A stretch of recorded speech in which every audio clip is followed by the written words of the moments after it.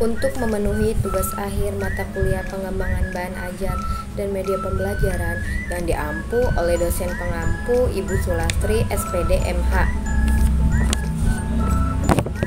Perkenalkan, nama saya Rizka Puspitasari dari kelas 03 PPKP 003. Materi kelas 9 SMP dengan KD 3.2 mensintesiskan isi alinea dan pokok-pokok pikiran yang terkandung dalam pembukaan Undang-Undang Dasar Negara Republik Indonesia tahun 1945. Di sini ada pengembangan IPK 3.2.1 mendeskripsikan makna alinea pembukaan Undang-Undang Dasar Republik Indonesia tahun 1945.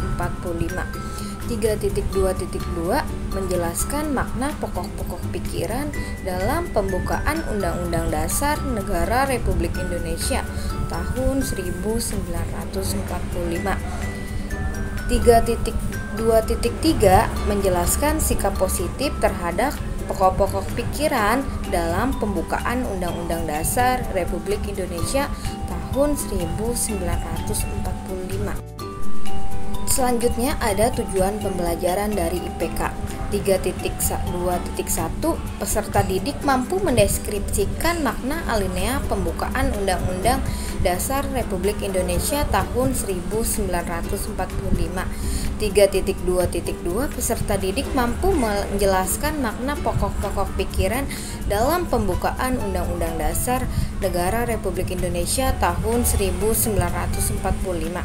3.2.3 Peserta didik mampu menjelaskan sikap positif terhadap pokok-pokok pikiran dalam pembukaan Undang-Undang Dasar Negara Republik Indonesia tahun 1945.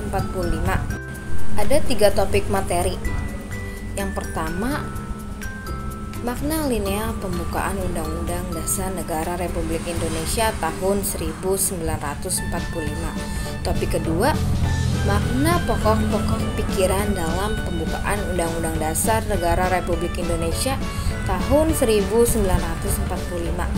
Selanjutnya ada materi ketiga, sikap positif dalam pokok pikiran pembukaan Undang-Undang Dasar Negara Republik Indonesia tahun 1945.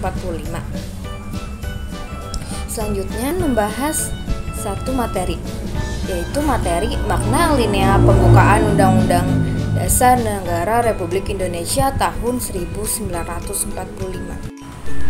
Makna alinea pembukaan Undang-Undang Dasar Negara Republik Indonesia tahun 1945. Pembukaan Undang-Undang Dasar Negara Republik Indonesia tahun 1945 terdiri dari 4 alinea yang merupakan tujuan dan cita-cita bangsa Indonesia. Makna pembukaan Undang-Undang Dasar 1945 secara keseluruhan yaitu merupakan sumber motivasi, aspirasi, perjuangan, serta tekad bangsa Indonesia untuk tetap hidup dalam suasana kemerdekaan lahir dan batin. Pembukaan UUD 1945 juga menjadi sumber cita-cita hukum dan moral dalam lingkup nasional dan lingkup internasional.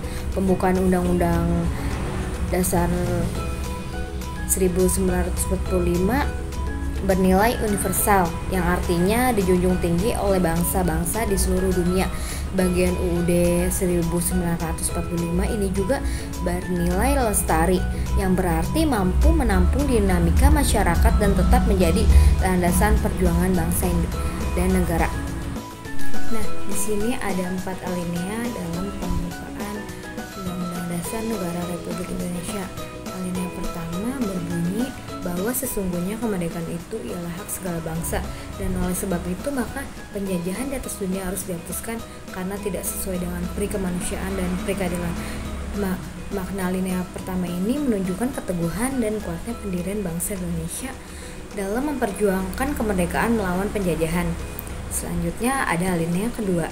Alinea kedua itu berbunyi Dan perjuangan pergerakan kemerdekaan Indonesia telah sampailah pada saat yang berbahagia dengan selamat sentausa mengantarkan rakyat Indonesia ke depan pintu gerbang kemerdekaan negara Indonesia yang merdeka, bersatu, berdaulat, adil dan makmur.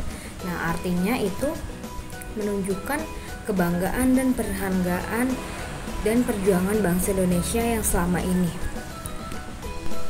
Nah, selanjutnya itu ada alinea ketiga.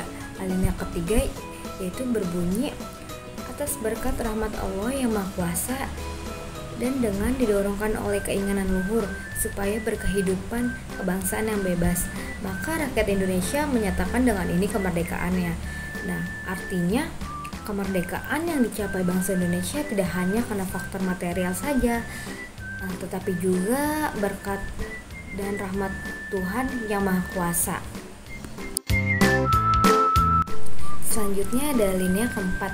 Alinea keempat yaitu berbunyi, kemudian daripada itu untuk membentuk suatu pemerintah negara Indonesia yang melindungi segenap bangsa Indonesia dan seluruh tumpah darah Indonesia, dan untuk memajukan kesejahteraan umum, mencerdaskan kehidupan bangsa, dan ikut melaksanakan ketertiban dunia yang berdasarkan kemerdekaan, perdamaian abadi, dan keadilan sosial. Maka disusunlah kemerdekaan kebangsaan Indonesia itu dalam suatu undang-undang dasar negara Indonesia yang terbentuk dalam suatu susunan negara Republik Indonesia yang berkedaulatan rakyat dengan berdasarkan ketuhanan yang Maha Esa, kemanusiaan yang adil dan beradab, persatuan Indonesia, dan kerakyatan yang dipimpin oleh hikmat kebijaksanaan dalam permusyawaratan, serta dengan mewujudkan suatu keadilan sosial bagi seluruh rakyat Indonesia.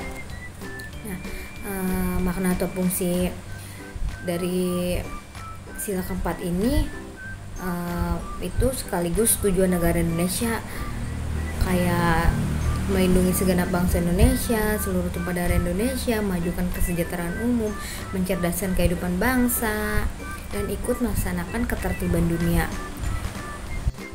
Cukup sekian penjelasan dari saya, kurang lebihnya mohon maaf. Assalamualaikum warahmatullahi wabarakatuh.